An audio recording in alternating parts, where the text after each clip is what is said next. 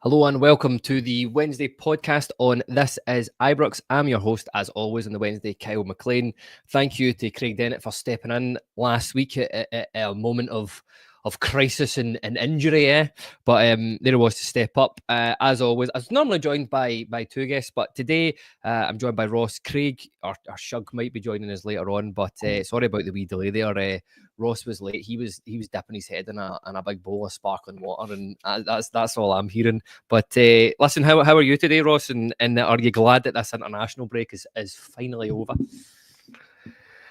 Yeah, I'm good, thanks. Yeah, I am glad. I'm not a fan of international football, to be honest with you. I can't get into it at all. There's nothing that really interests me about it. I think the only thing that interests me is seeing, Rangers players perform at that level and do well. And I think we've had a few of those in the last week, so that's something positive coming out of it. But the football itself, isn't for me. Club football is the only one. I think when you're so consumed by Rangers, it's difficult to put that energy into another team, regardless whether it's international. So yeah, I'm looking forward to club football coming back, Kyle. 100%. But oddly enough, I'm the same. I mean, it's well established on here that I'm no lover of international football as well, but I've kind of enjoyed this week a bit more than most. I don't know if it's just because of the amount of... It's been a while, I feel, that we've had this many Rangers players directly involved in national teams, and I don't know, I feel like it's been quite a good international week for Rangers players in general. I think winning at Parkhead last week maybe makes it a more enjoyable international break as well, doesn't it? It's different when you go into an international break and you've had a big couple of results like that. You maybe enjoy the time off a wee bit more because that result is the last one for a lot longer. So you can enjoy that and you can revel in it for a longer period of time than usual. So maybe that comes into it. But I totally agree with you. Yeah, I'm sure there's plenty that we'll cover tonight in some of the players, but some of the praise that Raskin was getting through the week is really good.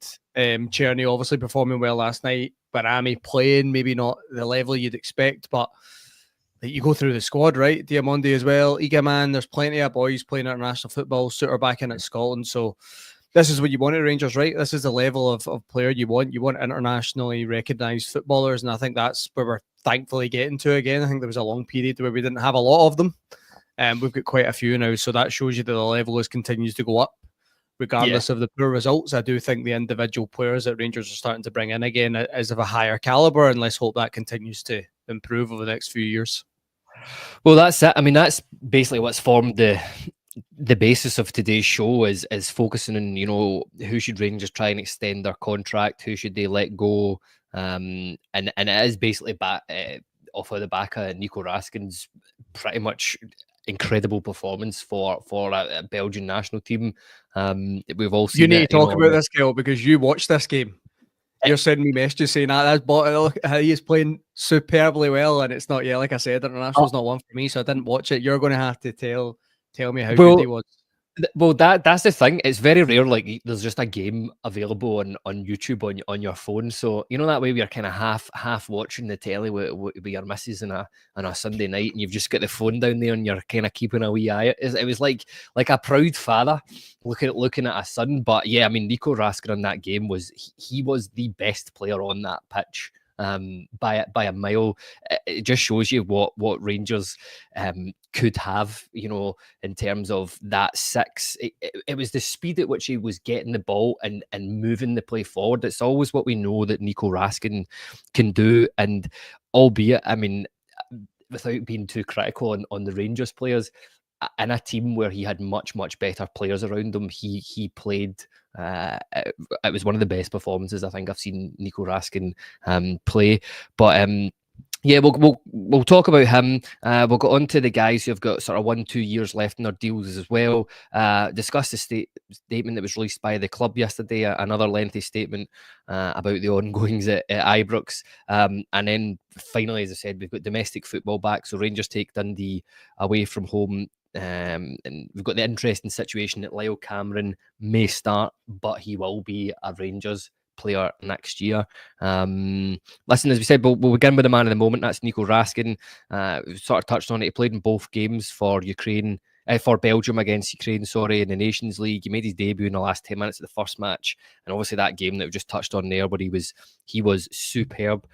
He's been pretty integral to a lot of good things that Rangers have been doing. In the last, I was going to say last couple of months, I'd say last few weeks, but he's been one of the players that you could probably say, even when things were bad, was still performing at an okay level. Was sort of never giving up.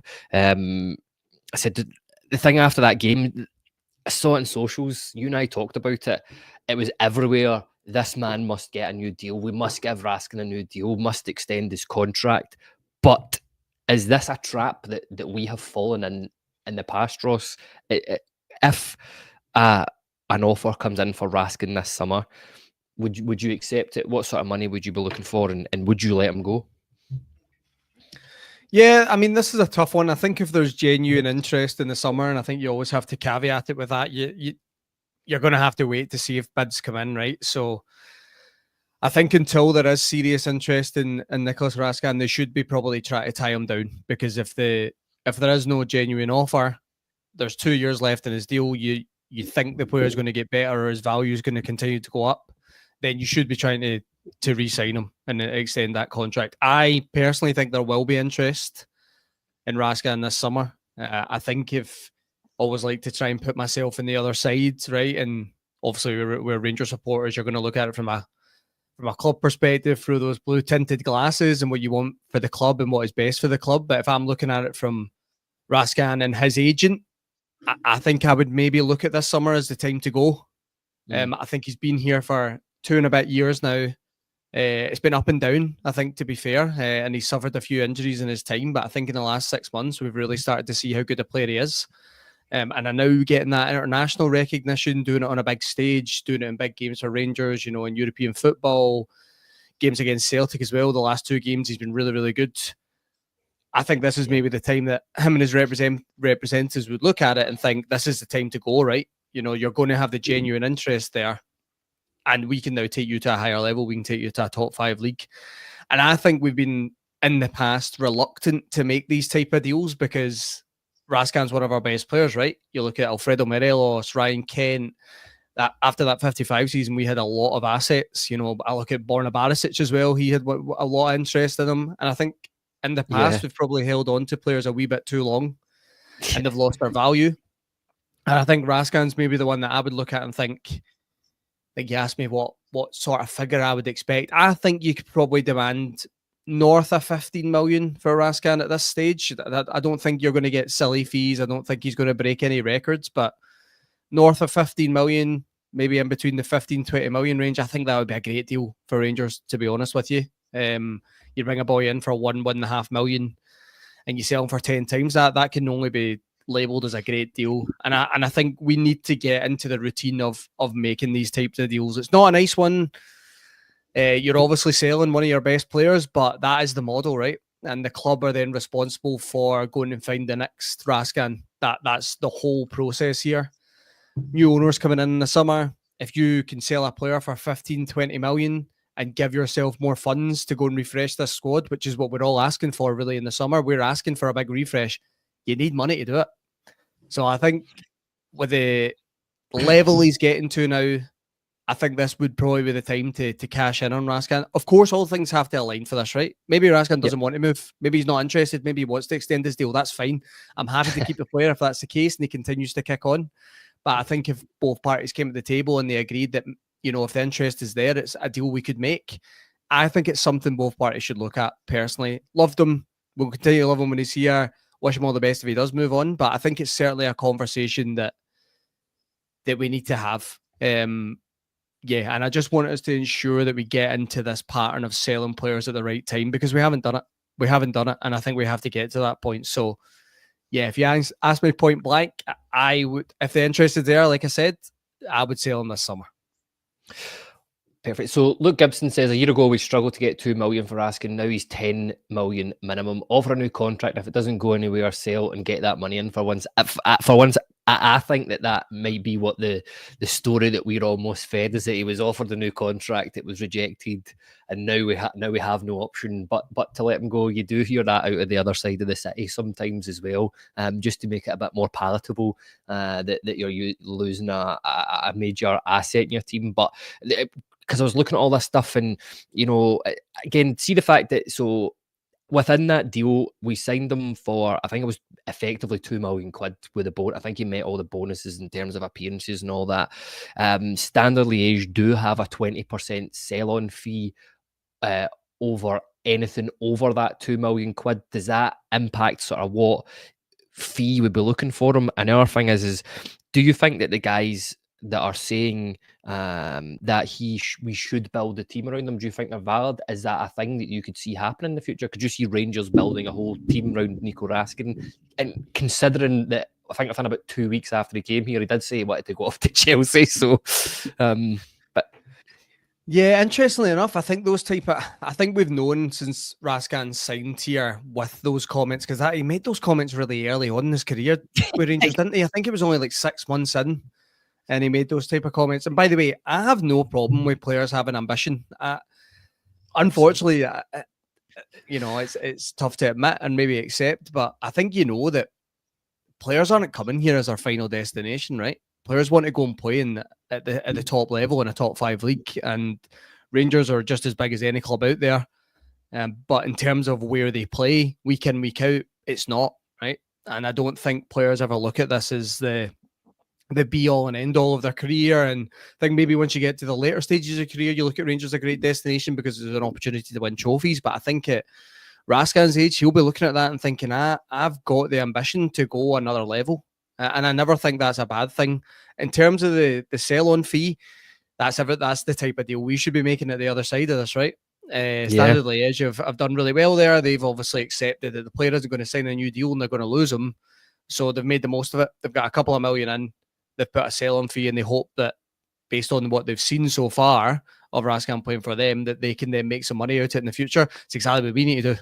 Anyone we sell Raskin to, there needs to be a sell-on fee, because if he goes to a top 5 league and he has just even one good season, he could go for double the price that we sell him for, really. That's how ridiculous it is when you get to these top 5 leagues. So I think it would definitely come into the thinking in terms of the fee that you would demand for him. I think if that is the case and it is 20%, then yeah, you would probably definitely be looking north of 15 million. I think you would want to get closer to that 20 mark. But that, again, I go back, that's a great deal. It's a really, really good deal. And I was thinking of this earlier in terms of Raskin, and I think you asked me that question there about building the team around him. I don't think we're ever going to get to that stage with him, because I don't think he'll be here long enough to really build a team around him for 3 or 4 years, unless he really sees the future and like taking the armband and leading this club forward. As much as he really enjoyed that experience and he was proud, again, I don't think that's his ambition. I think he wants to go at the top level. I think there's a few in the squad like that. I think Mohamed Diamande is exactly the same. I think his ambition is going to play in the top 5 league. He is here to improve and move on and get a better move out of it. But Raskin, for me, I think, and I was thinking of this earlier, maybe to try and convince myself to get on board with this type of deal, but I'm not sure how much better he's going to get here. I think he's got a lot more potential in his game, Raskin, but he's played in Europe for 2 years now, 2.5 years, and he's looked good. Playing it week in, week out in Scotland, is he really going to get much better than he already is? I'm not sure. I think he would need to go and play at a higher level to maybe get to another level in there. And I think when you look at the Belgium national team now, and he's got his first couple of caps and he's performed really well, unfortunately, because he plays in Scotland and for Rangers, he's not guaranteed to be in that Belgium squad every single time they announce it. He's not. He might get into the next one because he's done well here, but he's not guaranteed to be in it when it comes to the big tournaments. So maybe now he's got a bit of a taste for that, he might think, okay, I'm going to have to make a move here to guarantee myself. You look at the players he's up against in that midfield. Yuri Tielemans, he's at Aston Villa. Onana, he's at Aston Villa as well. You still get Kevin De Bruyne in around there. So it's a really tough midfield to break into. There's plenty of other good players in there as well that maybe weren't called up or whatever. So I think he'll maybe look at that and think, okay, I've got there now. I'm being recognised for my ability. How do I cement my place in this squad? And I think that would maybe come into thinking as well. So yeah, it's going to be an interesting summer. I certainly think Rangers will get all the parties around the table and potentially try and make a deal. But like you said earlier, Kyle, it might be one of those ones where all parties kind of agree that, okay, it's maybe the right time. It's maybe the right time for you to try and move on, and we'll try and make a deal with someone. So yeah, I'm certainly open to it, but I wouldn't be devastated if Raskin left, and I'd be happy if he stayed. You know what I mean? It's one or the other. But I think for the future of the club and getting into that kind of selling model, this would be a good one to start as, I think. Yeah, no, I think that's fair enough. It'll be all right. It'll certainly be easier making a case for starting for Belgium when you're playing for Real Madrid over Rangers. I do agree with you there, Ross. That was so funny. The amount of people that were getting wound up by that on social media was absolutely unbelievable. But yeah, it's hard to disagree with anything you've said there. I mean, he is a brilliant player. When he came in, I was very, very excited. I think that we are sort of in the last 6 months since he sort of came. I mean, because let's not forget, Clement had punted him out of that team completely. He was not a first team football player. He's come in. Do you not think he deserves credit for that, Clement? I honestly, that seems mad to say now at this point, but we want people to keep watching, Ross. I know, but I think when Philippe Clement came in, I think he looked at Raskin and he went, I know how good you are, and you're not showing it enough. You're not showing it enough, so you're not playing. And I actually quite like it. And it's very similar to what Barry Ferguson's talked about in recent weeks with Hamza Egeman, isn't he? He's saying, look, a lot of talent in this boy, I can see it, but he's not doing some of the things you need to do, so he's not playing. And I think Philippe Clement had a little bit about that with Raskin, where he said, you're not, based on what I've heard and I've seen regarding you, you're not doing it consistently enough. And he took him out and he made him work hard to get back in. And then on the other side, it's credit to Nicolas Raskin as well, because he didn't chuck it. He kept going. And once he got his place back, he didn't let it go. So I do think that Clement deserves a little bit of credit in that one. He got everything else wrong, let's be honest, right? He was not the future Rangers manager. True. But for Raskin himself, I think he definitely recognised that there was a lot more in there and he had to show it a lot more consistently, and maybe just bringing him out and saying, you've not made it here yet. You've not done enough to be guaranteed playing every single week, regardless of where you were signed from, whatever. And he's worked his way back in, and he deserves all the praise and the credit he's getting now. Yeah, no, again, I think that's fair enough. But you're right. This is the Nico Raskin that I was expecting to hit the ground running, basically, when he signed for it, when he was brought in, when Beale brought him in all those two and a bit years ago now. But yeah, he's a fantastic player, and I think he will go on to do bigger and better things. Look, the next player that we'll come on to talk about, whose deal runs out, we've talked about another guy that was totally ostracized from the squad away, not part of anything. Clement very vocal and not having him in the team, brought him back, stabilised things a wee bit, had a few good performances, got that goal against Celtic. It's Janis Hagi. We kind of know that the reason we didn't keep him on was because of the money that he was on. See a guy, I don't know if there's much of a discussion on this, but would you replace Hagi, keep him, extend it, or is it just that thanks for your service, thanks for those 2 goals against Braga, but we'll see you later? Yeah, I think the rumours circulating are that Rangers have offered Janis Hagi a new deal, maybe in line with what they see the wage structure looking like moving forward, and he's not that back. I think he said, was it before the Fenerbahce? Was it the home tie or the away tie? He said his agents were going to come out soon. They were going to address the situation. I'm sure he said something along those lines, Janis Hagi, which again I thought was a bit of a strange one. It's like, is this really the time to be talking about this? Hope it's not the same agent. Probably is, right? Probably is. So he's got no luck. He'll be a free agent next year, because that agent's absolutely hopeless. Yeah, I think Janis Hagi's one I would, if you can't agree a deal, and it'd have to be some sort of deal that Janis himself accepts that he's not going to be an automatic first choice here anymore. And to be honest, has Janis Hagi ever been that? I'm not sure.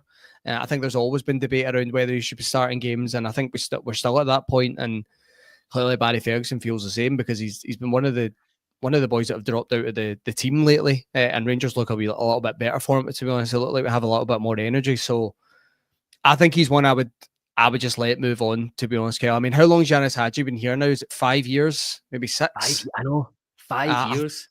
Yeah, I feel like was it 2019 he signed, or was it 2020?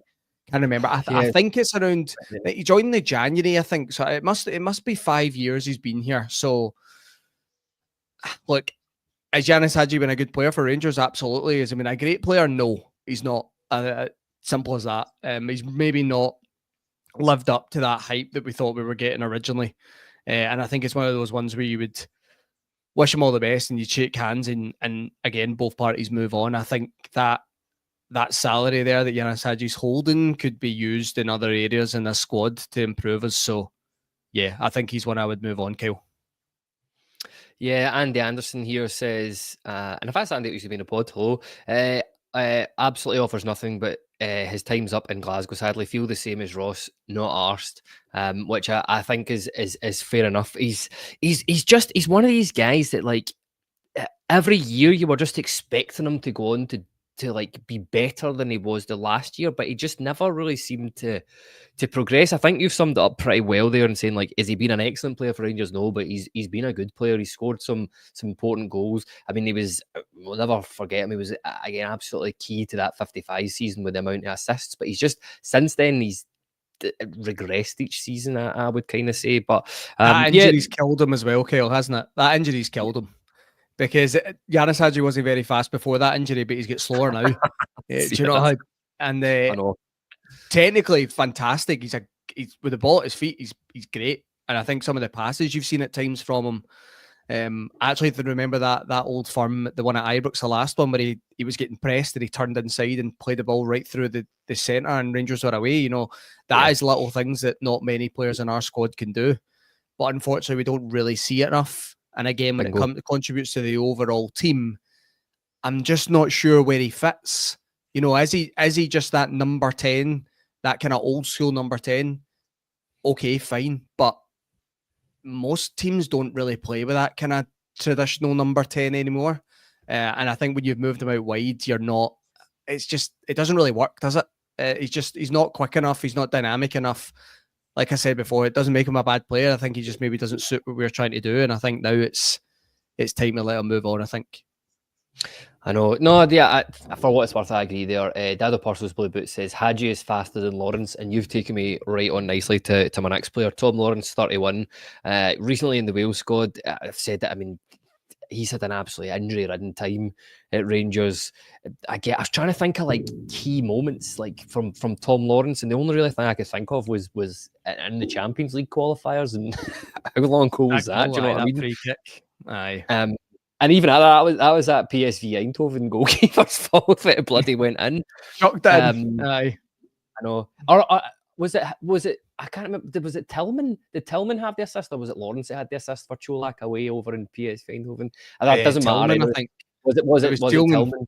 Aye, and he cut it. Aye, because he pressed the centre back, didn't he? Mind, and he just cut it back. Aye. Aye, let's not talk about Malik Tillman. I'll start greeting. No, man, reminiscing here. But yeah, Tom Lawrence, 31, another number 10. Effectively, I was going to say effectively played in the same position as Janis Hagi, but Janis Hagi's been punted out in the left. Do you know, funny enough, after all this time, there's times where I've gone, why don't we play Tom Lawrence out left and put Janis Hagi through the middle? But anyway, I think it's a bit too late for that. But yeah, I get lots of injuries. Again, has been an okay player, a good player at times, but I'm assuming you're not going to be extending Tom Lawrence's deal here, Ross.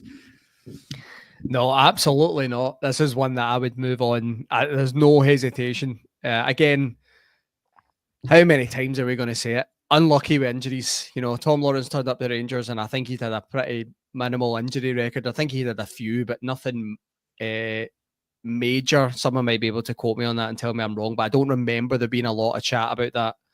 And he's turned up and he's got one absolutely terrible injury that ruled him out for about a year. And then once he came back, he just kept getting injured again. And I feel sorry for football players in this position because it's not their fault, right? It's just something that's part of the game.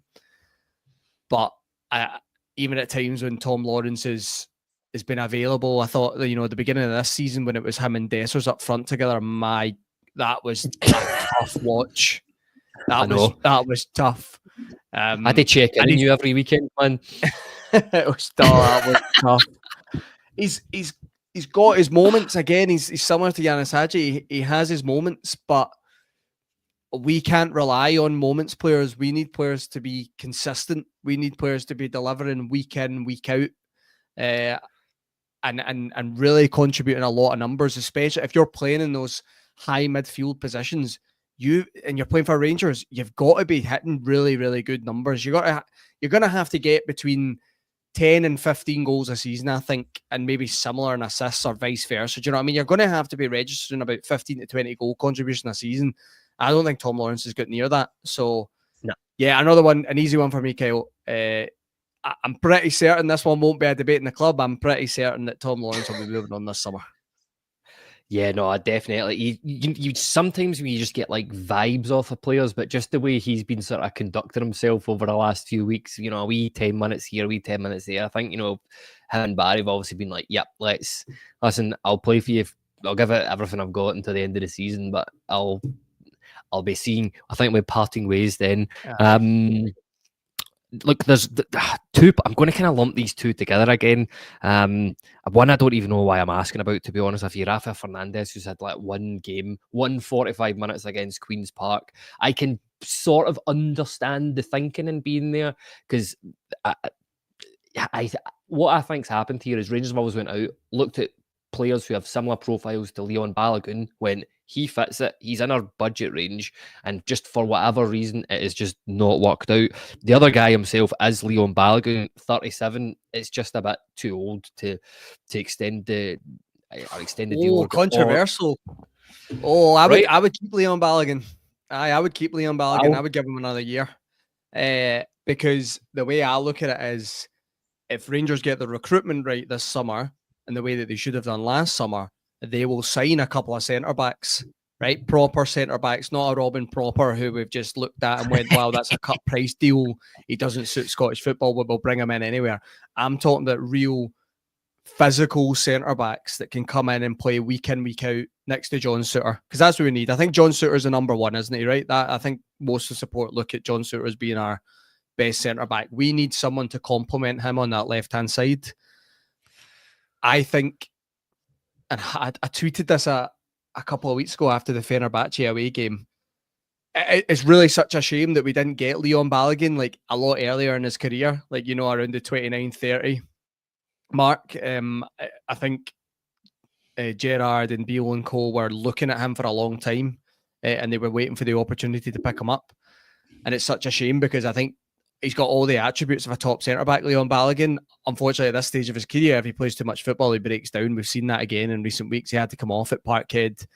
And fair play to him. He'd played 120 minutes, didn't he, against Fenerbahce, and then he's went into that Parkhead game. So it's not an easy shift. But I think I would give him another deal. Just a year, just another year's deal.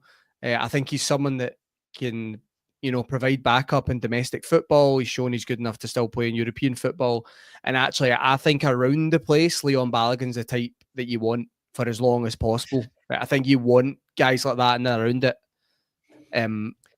to make an impact and influence these younger players coming through. So if Rangers are going to have this big recruitment drive in the summer, and you've got someone like that in the building that understands it, I think that's a positive. And I think as well, you're not going to have to break the bank to keep Leon Balogun, right? He's not going to be on silly money. I think we all know that. So is it something I think would be worth investing in? Yeah, I do. I would give him another year. I think with the way he's played this season when he's been available, I think I would give him one more year. Yeah, Kel. Yeah, no, I think that's fair enough. And by the way, just for the avoidance of any doubt, Ross is sitting there with a full long sleeve Leon Balogun Rangers jersey underneath that Nike hoodie he's got on there. You can't see it on the left. It's up on the wall. I've got it framed on the wall here. What I've written down in my notes is, because it's interesting. So what I think would happen if we ended up signing Leon Balogun is we would just fall into the same trap that we've done this season, and just over rely on him if he's there, because let's face it, that's what we all thought he was going to be this season, the fourth choice central defender. But he has arguably the player when he's been available that people have clambered saying why is Leon Balogun not starting at the centre of defence for Rangers? We cannot rely on a 37. I think he's closer to 38 than he is turning 37 as well. So it'll be 39, almost by the end of next year. So but it'll be interesting to see what we do with Leon Balogun. Let us know in the comments if you think that that's a guy that should be offered a new deal. Would you keep him around the club in a coaching capacity even type thing? Because as you said, I think there's people that come into Rangers and they just kind of get it. And he is one of those. I mean, we've seen it, Ross, like in his press conferences. For me, I think Leon, let's face it, Rangers players' press conferences, like they're just like you could pretty much write them yourself when the player comes out. He's a wee bit different, though. I think he gives good. I'm sure it was. I'm sure he was in. Was it when we were about to play Fenerbahce?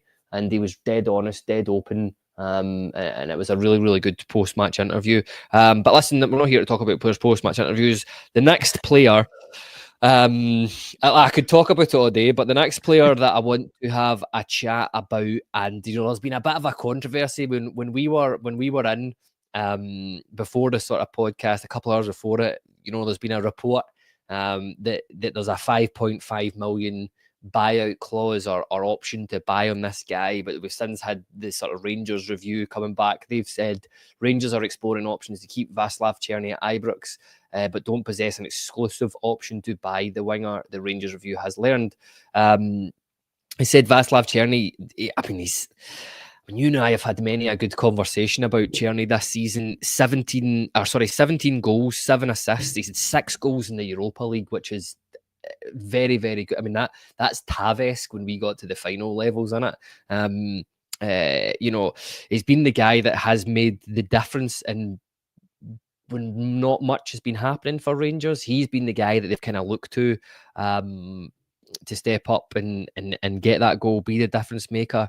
I know you and I have chatted a lot where I feel that he doesn't do an awful lot during games. I think at times his ability to find a pass it could be a million times better for a 27-year-old, but he does the business more often than not. As said there, I can't. When's the last time you could think of a right winger that had 17 goals and 7 assists? 5.5 million. Let's just use that as a ballpark figure. What are you thinking? You going to spend that on Černý? Would you keep him? Would you let him go? My opinion on this has fluctuated the last couple of weeks. I think when we've had this conversation in the past, I think I've been pretty adamant that I would not sign Černý on a permanent deal, especially if you're getting to the sort of figures that are quoted at the moment. I think there was one floating around earlier on in the season that Wolfsburg would be looking for around 7-8 million, and I just thought at that point I was like, no, you can't. We can't spend that level of money at this point on a player that's 27. I think when you look at his statistics, which you've referenced there, I think 17 goals and 7 assists, 24 goal contribution. What's he played? Maybe about 40 games this season. I mean, that's good going. It is. That is really, really good numbers for a Rangers side who at points this season have been really poor. And he still managed to get those numbers. I think Černý is that typical winger where he's going to be inconsistent during games, and it's probably the area of the pitch where you would want players to try things a wee bit more and take risks, and they're going to lose the ball at stages. I think at some points, where the main frustration with me is Černý is I don't doubt his ability, it's the decision making. That's the little bit there. And again, I always have to kind of take a step back and look at this. It's probably why he's on a loan deal with us at this point in his career, because he's maybe just never found that next level in terms of decision making on the park, and maybe the inconsistencies have been a little bit too much, and he's never really taken that jump. So sometimes you got to look at it that way. I think in terms of that fee, this is tough, Kyle. I really actually don't know. If you told me it was 5.5 million, then that's it, and there's no add-ons, nothing, I think I would probably take him for 5.5 million at this point, because of the output you're getting. That you take that out of the team next season, you've lost a lot of goals, 24 now. Again, there's an argument to say that Rangers should be preparing for this, and they should have a list of players ready to come in to replace Černý. But there's no guarantee that they're going to come in and do the same as Václav Černý. If he is performing at that level in his first season, and a Rangers team that we have all said throughout the year has been pretty poor, what could you get out of this boy if you get him, better teammates around him, a better structured Rangers team, and a higher caliber manager? You could get even more out of him. And I've seen the argument today around, 5.5 million. You can't be signing that in a player where there's no resale value. You don't have to do that in every single player. You've got to build a squad. It's no Football Manager, right? You can't just go and buy 20 and 21-year-old wonder kids for Brazil and stick them on a team. It's not going to work. You're going to have to bring established players. Yeah, well, there you go. We've already got one. You don't need another one.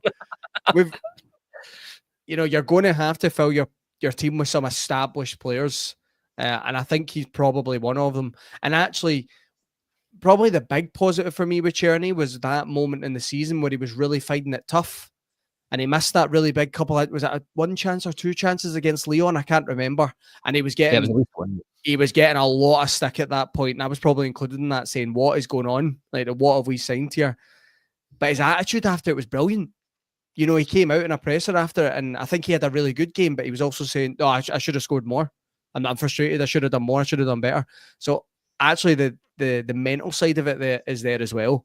So yeah, I think Václav Černý is one I would probably keep for 5.5 million. Kel, I mean, if he has the same antics as that he did last week in every Old Firm, I mean, it's worth the fee alone, isn't it? Because you just wind everyone up.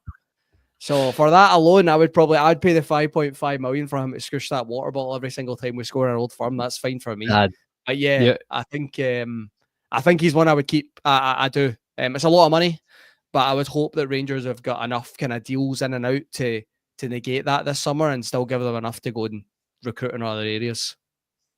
Yeah, there's a couple of things here. James Glasgow says, have we got that cash? Remember, his wages need to go on top of that, and Bluebells are blue. Just backing us up there, what we said about the Rangers review stuff. The 5.5 million number is boxed, and there's no option to buy it in place. And just kind of using that, I think that's a kind of reasonable sort of ballpark figure. I mean, the thing I'll say about Václav Černý is, you're right, it takes that was a huge moment in that, because I honestly, the eye test, I thought Černý, that I said, see, when he missed that against Lyon, his season was done. As far as I was like, there's no coming back from a miss that big in a game of that important. Well, let's face it, it's the only time I think we've actually struggled in the Europa League this year against Lyon. But they battered us that night. They battered us. Yeah. But the thing about it is, I mean, the mental strength, the mental character that must take for a professional football player to come. We've seen players just absolutely crumble off of the back of that and just go off into obscurity. But again, on the I've other hand, got a question for you on that, Kyle. See how you said there that 5.5 million you think's a reasonable fee for him. If he was Rangers player right now, a permanent Rangers player, would you sell him for 5.5 million? I know. Have you been reading my agenda? Because I have that exact same question for you. But no, you'd be looking at a lot. You'd be looking for a lot more money for a guy like that. But see, I think you'd be looking at about 15. I think you would be looking at about 15 million for him, to be honest. So I think 5.5 million seems too low for me, right? I think Wolfsburg will want way more than that for this player. Yeah, I agree. I just don't see that being realistic at all. And there's supposedly rumours around like Serie A interest and La Liga interest, right? So if you get clubs from those big leagues coming in, it's going up. It is going up. We will get priced out, unfortunately. And there's a really good point from James talking about his wages, right? Černý's going to want, I would imagine, between 25, 30 grand a week. That's an extra 1.5 million a year on top of the fee. It's an expensive deal. I don't know about you. I'm keen to get your thoughts on it. I just think it's unrealistic. I just don't think we will be able to afford to put that much money into a single player. Do you know what I mean? I just think Wolfsburg are going to want way more. And I think Černý as well, maybe him and his agent might even price us out of that, because they're going to want good money because he's performed at a really good level and they're well entitled to ask for it. I am conflicted on this. I'm like you. If you'd asked me a few weeks ago, I'd have been like, absolutely not, absolutely not. I think I'm probably still that side of the fence that I would probably not sign them. My main reasoning for this, and it's based off of nothing again other than the eye test, but to me, he is a guy that has been playing for a move bigger than Rangers most of the season. As I said, I know he's a moments guy. Like, he just, if his passing was better, I would take him. But if his passing was better, he wouldn't be at Rangers type thing. But yeah, I mean, that's the point that you made. If somebody came in, if he was a Rangers player and somebody came in and offered 5-6 million quid for him, you would laugh at them. You would say, nah, this is a 27-year-old guy. Like, what leg's that for? What one is that? What leg's that for? You'd be like, away you go. You're not getting him for that. Yeah. So sometimes it changes your perception on these things a little bit, doesn't it? When you put yourself on the other side of it. It's the same with the Raskin conversation we had earlier, and you put yourself in his shoes and his representatives, you would maybe look at it and go, do you know what? I've got a pretty good player here. You know, this is time for us to move. And, you know, yeah, sometimes it's difficult because you want what's best for Rangers. But yeah, sometimes you put yourself on the other side, you can see it a wee bit clearer. I don't worry. We'll convert Cortez to a right winger and everything will be fine. All right. Sobo here says, if you can't invest in Černý, then look forward to running up for the next few seasons at least. Bluebells Are Blue says, honestly think too many want to sign Černý now after the Scoosh incident. Most before that I went saying the same thing as you are now. The price tag is too high for what he offers. And listen, I agree with the Bluebells Are Blue there. James Glasgow says he openly spoke about an interview saying it was opening doors for him. And Kenneth Elliott says pay 6.5 million plus a 25% sell on. Get Kenneth in the room. Get Kenneth in the room. He'll make these deals. That's what we need. We need someone just going in and we'll give you 6.5 million and that's it. He'll accept it. That's his player now. The negotiator, we will take that. I know. Listen, there's a few other players. There's a few players. I don't want to skip over them. I know we're coming up to sort of 40-minute mark, but listen, Ross, I know you and I have gone back, and I think you and I have differing opinions on this one. And it's Nana Casemiro, a guy honestly who I thought came into Rangers I was like, this guy just does not look like a football player, and with the way he was speaking, you know, on the pitch and stuff like that. And then he comes on and that game against Malmo, I was like, who is this guy? It's not, he was playing left back, wasn't even his position. He's played centre back for us. He's played at right back. My understanding, based on what I've read, is there's a buyout, like an option to buy on him in that loan deal worth 1.2, 1.5 million. You know, he's a Dutch under 21 international. I mean, I do get he's out with a knee injury, but he was at Ibrox for Fenerbahce. He was at Parkhead for the Celtic game. Thoughts on Casemiro? So I specifically did that right. You're taking your water. I would love for you to give me your opinion first on this one, Kyle. I'd love for you to tell me what you would do. So I would take this at this moment in time, right? And people can laugh or see. I could like what you're doing there. The reason is I'm not laughing at your opinion. I'm just laughing because it's like I'm putting it back to you because I'm interested in the reasoning. To be honest, I'm interested in it. Because of the potential sell-on value. He's 23 years old. He has got caps for, you know, as I said, under 23s, 21s at Holland. He's a player that is thought of. When he came in, he improved the team for us. I think that he was a very good option at centre back. The versatility as well. The fact he could play. I don't know what his best position is. I couldn't tell you if his best position. But I know we've only seen him in a small glimpse. But if I would be struggling to see how you could get a player for that value of that caliber. But then again, I do totally understand about the injury record. But it's Scott Hammond. This is it. Scott Hammond just went into my head, right, and just articulated this better than I ever could here. It is, if we've got some expendable cash with takeover, I think Casa would be worth a gamble. And Kenneth here says best is right back. So could he be a sort of future for, you know, Tav? But yeah, you obviously disagree with a lot of that, which I understand. I actually don't disagree with a lot of it at all. I totally agree with you. I agree that when he came in that Malmo game at left back, he was immense. He was so good that night, and I think everyone was impressed by his versatility, that he came into a game of that magnitude and he just slotted in, and he was brilliant.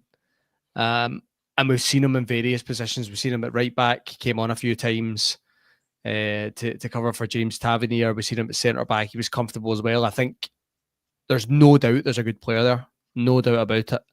I don't think you're playing at the level he was playing at in terms of Feyenoord signing him when he was younger, and being a Dutch under 21 international. You've got to be a good player to be playing at that level.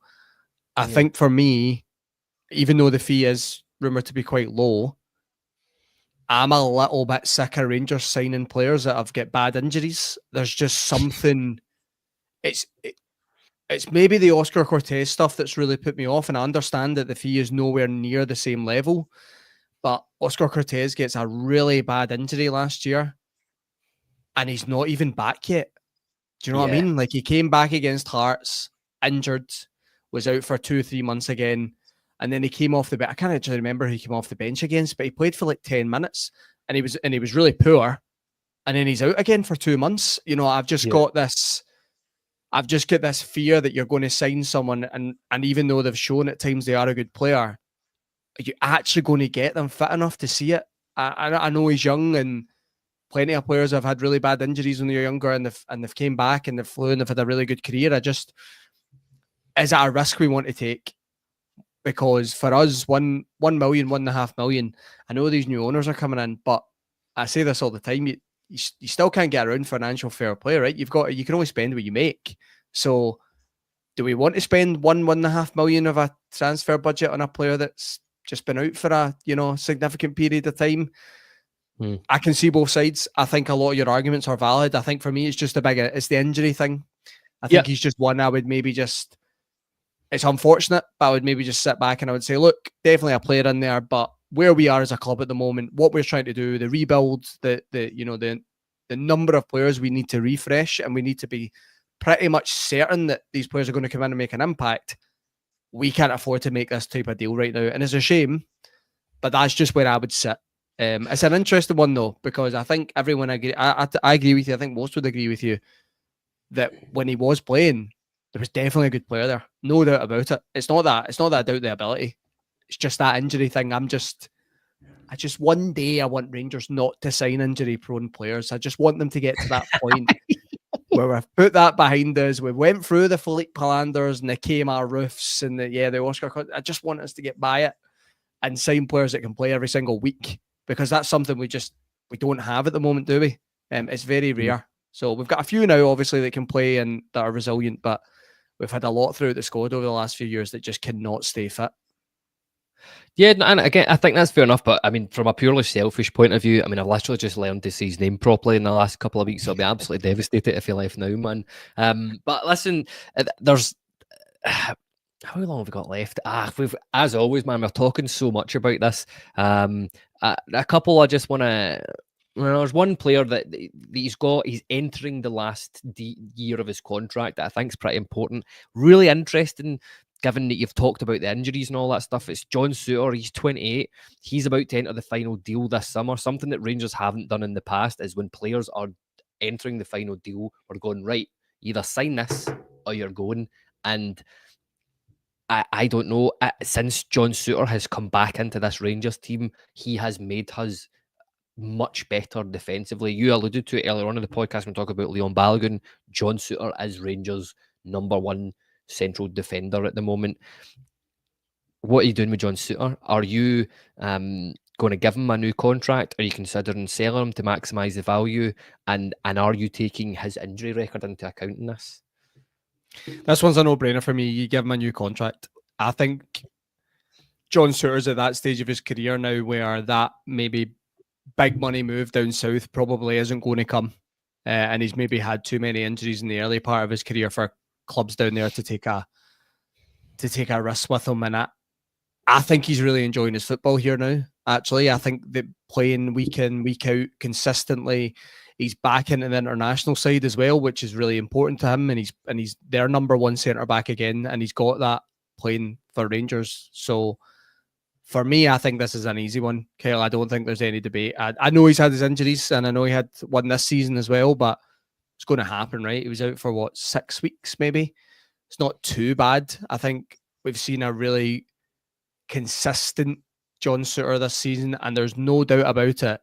Rangers are a better team when he's playing. His physicality in that backline is immense. All he needs now is someone alongside them that can do it consistently week in, week out as well, right? And you build that sort of partnership. That's what he's missing. But I think this is an easy one for me, Kyle. I'll keep this one short. No brainer. I have to give John Souttar a contract. Have to. We don't want him getting to the last year of his deal. And I think he's someone he is one that you could build your team around. I know you maybe wouldn't build a team around a centre back, but you get what I mean. He's one of the main players in the spine of your team. You've got a Jack Butland in goal. I know there's a bit of debate there, but Jack Butland in goal, established player. You've got John Souttar at the back. That's you starting to build that spine for the foreseeable. So easy one. Yeah, you got to give him a contract. Yeah, I find it hard to disagree with there, but Graham Park Loyal steps up here. He says, depends on wages. I'm not giving long contract with decent wages to players who can't trust to stay fit for half a season at least. So, yeah, I think that just kind of sums it up. I think if that's the thing we'd all love to know half the time is how much half these guys are on and if we are really getting value for money from them. But, the club seem to be getting better at that and sticking within a wage structure here. But listen, that's went on as per way longer than intended to talk about the players that we should keep. As always, Ross, I'm just like, this is going to take about 10 minutes to just rattle through all these guys, and there's still about 16 people I want to talk about, but we'll maybe leave that for another Wednesday, another time. Just want to touch on the statement briefly that was released yesterday. I wouldn't be condescending and read the full thing up, but just a short summary was that Rangers had been handed a suspended closure of the Copeland stand for 2 years due to the banner that was deemed racist and or discriminatory by UEFA at the Fenerbahce match.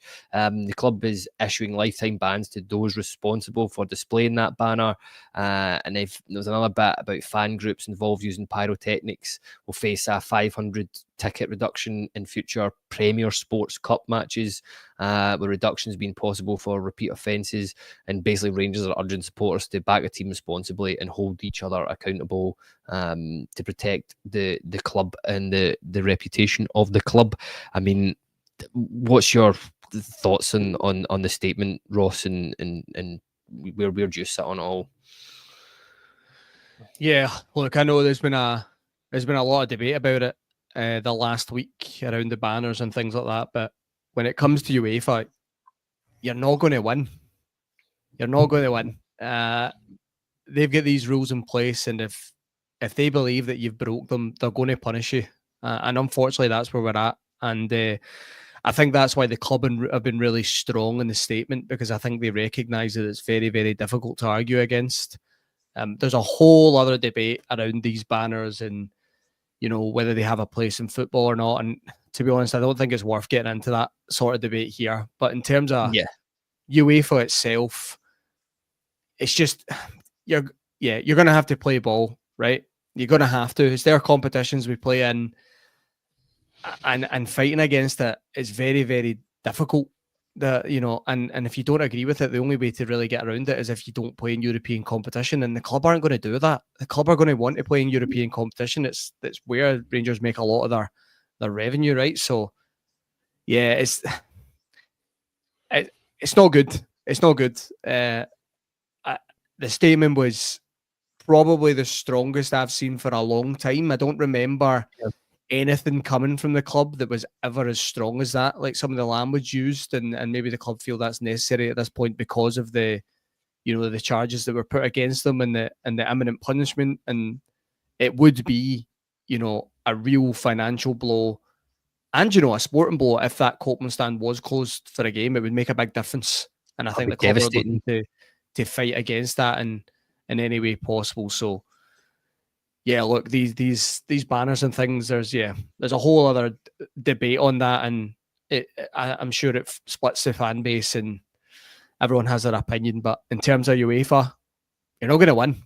You're not going to win. That's just that. It's set up like that way for a reason, and that's it.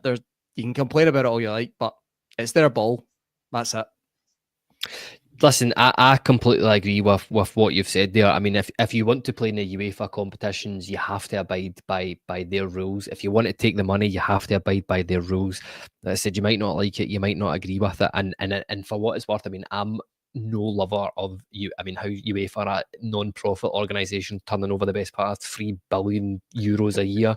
Fucking someone explain that to me. The only thing I'll say, and I'll say it here because I've heard a lot of people saying this. I think the lifetime bans, maybe something I disagree with, but the rest of the statement, it's you just, if you want to be in the Europa League, I mean, some of the best memories that we have had as supporters in the last few years have been in the UEFA Europa League. We just need to be sensible going forward, I think, if we don't want the Copeland closed. Right. So domestic football is back at the weekend. Ross, we'll just sort of go over this very quickly. Rangers playing against Dundee. Dundee second bottom of the table. Oddly enough, I always think that Dundee play really, really well against us, especially since Tony Dockett has been the manager. We know some of the danger players they've got. Simon Murray, that's Sebastian Palmer Holden, who's been really good for them lately, and obviously Lyle Cameron, who'll be at Rangers next year. Firstly, before we get a sort of prediction team lineup, what do you make of that, Lyle Cameron? Where do you think his head will be at? And it was funny because I was thinking about it, because I was like, I don't imagine that's ever happened before in world football, that a player's playing for a club that he's about to go and play. And then I remembered that Jordan Jones went and scored a 20-25 yard screamer when they won the game for Kilmarnock when he was about to sign in a pre-contract. But yeah, and he celebrated it. He celebrated it. Shocking. I expected to see the Andy Halliday celebration with that one. I expected to see the hands up when Jordan Jones scored. That was shocking. He didn't want booked in the whole condemnation of half a nation against him. That's what it was. Yeah. Yeah, it is a weird scenario for Lyle Cameron. I think if I was in his shoes, though, I think I would be absolutely loving it, because I think you would want to show everyone why you've got that move, right? I think I would be so motivated. I wonder if anyone else has been in this position before, where they're, I've always played these scenarios in their mind of being a professional footballer. I'm sure we were all that when we were younger and dreaming of playing for Rangers one day. But I always thought, what would it be like if I played against Rangers? And I think I'd be desperate to win. I think I'd be desperate to win that game if I played against Rangers. And I think Lyle Cameron will be the same. I think he'll be desperate to make his mark. And, he's done really well for Dundee, and he's got to that stage of his career where he's earned a move like this, and he deserves it. I think he's been one of the outstanding players in the league outside of the Old Firm for the last couple of years. Both him and McCowan at Dundee have done really well. Obviously, McCowan's moved on to Celtic now, and Lyle Cameron's going to move on to Rangers. So the two of them have done well, and he deserves a move, and I think he'll be relishing it. I think he will be. And that Dundee team, I'm actually surprised how much they've struggled this season, because I think they've got a lot of good players throughout the squad. I think Josh Milligan at right back as well. I actually think I seen someone mention him in the comments earlier. He is a really good player as well. There you go. Kenneth saying it, a good age, 22 or 3. So they do have some good players in there, Dundee. So I'm surprised they've struggled. Simon Murray's one of those ones as well. You just hate playing against him because he does not stop. So it won't be it won't be an easy game. It definitely won't be an easy game. But if I was Lyle Cameron, I'd be right up for it. I'd be raring to go, because this is the time where you get to show everyone, well, this is why you signed me, because I make the difference in these type of games. So yeah, I'm looking forward to seeing him actually. As long as he gets beat, I'll take a 5-1 Rangers and Lyle Cameron can score the one goal for Dundee. That's fine. I'll take that. I'm no bothered. But yeah, no, I'm sure I'll be looking forward to it. I was going to look at you getting all misty-eyed about a player for Dundee that's signed in a pre-contract that's coming straight in. I wonder who's done that before. Glenn Kamara. That's what you're wanting, is it? He didn't. I don't think he played against us though, did he? Because had he not fell out with Neil McCann or something like that? Yeah, or he fell out. Him for 50 grand. So, but did he not have an opportunity to play one of the games early in that month? I don't know. I can't remember. I thought he had an opportunity to play, but yeah, let's not go to that. I loved him. He's in Saudi now getting the bag. He deserves it. I know. Fair play. But no, but you know it's going to. Lyle Cameron's just going to be playing in that field, running past Nico Raskin, going like, "When you go, I'm taking your place next season, big man." So that's it. But yeah, he's been really, really good for Dundee this season. But yeah, quickly before we go, and everybody in the comments, if you want to leave a wee lineup, score predictions, and all that stuff as well. Are you predicting any major changes at the weekend? Do you think Rangers will sort of persevere with that? And I'm going to call it a 5-3-1-1. That's what I'm going to go with. Do you think we're going to persevere with that? You think we're going to revert to the 4-4-2? What are you thinking? Oh, that's a good one actually, because I haven't actually thought that far ahead, to be honest. I'm not sure we're best placed to be playing a 3 at the back in domestic competition outside of Celtic. I'm not sure it suits, because I think Rangers will dominate the ball in these games, and I think you need players in higher areas to make the difference. So I could maybe see us going back to a 4 for this one, actually, at the back. I don't see any major surprises for that. I think it'll be Butland, Tav, Souttar. We're obviously going to find out tomorrow in terms of injuries and things like that. I know Balogun came off, but let's just say Balogun's available. I think Ridvan will remain at left back, because I think he's done really well. And actually, obviously Jefty was out the side for personal reasons. Of course, hope everything's all right with Jefty and he's back in amongst the club soon. But I think Jefty was on a bit of a downward trajectory. I think it was, and he's a young player. You're expecting this, right? So you bring him out, you bring someone else in, you give him a rest, and he, he rejuvenates and comes back in. So it doesn't really surprise me. I think he might stick with a 3 in midfield, though. I think he might stick with Raskin, Diamande, and Barron, Czerny on the right, Dessers up front, and then I wonder if he might just bring a Hagi in on that left hand side. I can't see a Cortez or anything coming in. It'll be interesting though. Up front, or Paul here says Danilo needs to get game time, and because he's been fit, we've not seen him in ages. I don't think Barry Ferguson fancies Danilo one bit. Do you know that? I don't think he sees a lot in him, and can maybe understand why, because physically he's not really at it. But yeah, up front for me, I would play Eagleman every single game now for the rest of the season up front. That's what I would do, because I think he is the future of this Rangers team, and that he's our best striker, regardless of him having a dip, regardless of Barry Ferguson talking about how he's not doing certain things and that's why he's not in the team. That's fine, but I would rather he was on the park learning these things. Do you know what I mean? I'd just throw him in. And hopefully he's going to get even better. So for me, I would play Eagleman.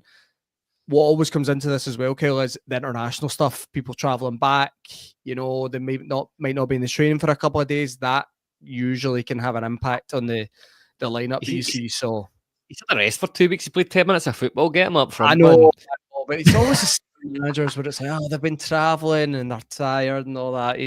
Again, these things come into it. So yeah, I'm not sure on that left-hand side, but I think the rest would be as you would probably expect if they were going to play a 4 at the back. But yeah, it'll be interesting to see what we go with. We certainly got to go for it, right? It's not going to be the same approach as Fenerbahce and Celtic. This is a game where Rangers are going to dominate the ball, and we've struggled at that at times this season. So this is another opportunity for Barry Ferguson and his staff to show the things that they've maybe been working on in the recent weeks for these type of games. So I'm interested to see how we line up. Yeah, as I said, I'm not too far away from that as well. Actually, I thought we would sort of play a 4-3-3 type formation as well. I just didn't have Dessers up front. I had Eagleman in there, and I had Hagi out in that left. But as I said, I mean, to be honest, that's no surprise to anybody that watches us on the regular, because virtually every game I have Eagleman starting up front. But yeah, he's a guy that I'll say it a million times. You stick him in penalties, free kicks, everything from now into the end of the season. Get those goals up. But listen, thank you to everybody for tuning in and joining us here. We will be back. I'm sure that Dundee game is on this Saturday, so we'll be back with a wee post reaction after that. And we've got the regular Sunday podcast at 7:30 as well. But listen, thank you very much, Ross. I really enjoyed myself there on that one. And take care, everybody. And we'll see you all again